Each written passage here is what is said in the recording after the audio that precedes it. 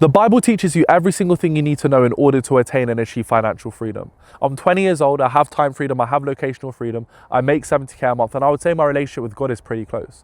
What I understand, right, is when it comes to success and achieving financial freedom in life, it comes down to two variables: the vehicle and your work ethic within that vehicle. And what I mean by this specifically is a cleaner could be working 40 hours a week, make 2k a month. An investment banker could be working 40 hours a week, make 20k a month. What is actually the difference? Why does the investment banker make more than the cleaner? Well, it's the vehicle, it's the work that they do.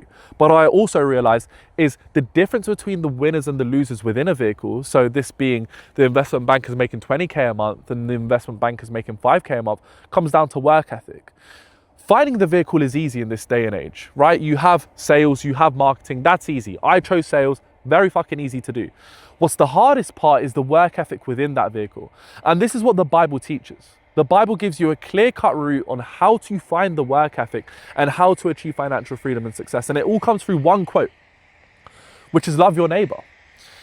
Reason I say this is because if you love your neighbor, you love yourself. And if you love yourself, you respect yourself and you'll show up for yourself every single day, right? To give other people food, you must have a whole load of food on your own plate.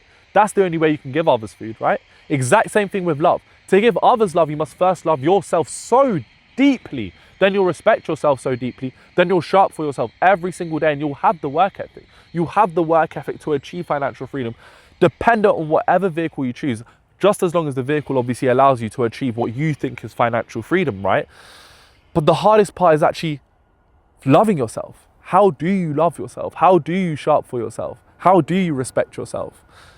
And this is done really deeply. And it's done through just meditation and through journaling.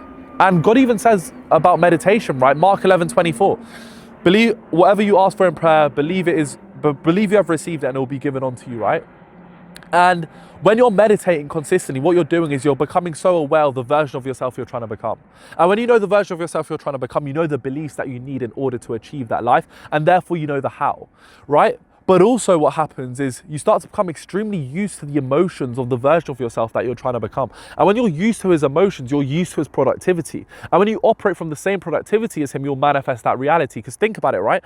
The version of yourself you're trying to become, him in that position has just come down to all the actions you have taken up until that point. But what drove those actions was his emotional state and his belief system. And when you're consistently meditating, you're consistently becoming aware with the belief system you need, but also the emotional state you need. And you'll naturally operate like him, and you'll naturally manifest and materialize the reality of him.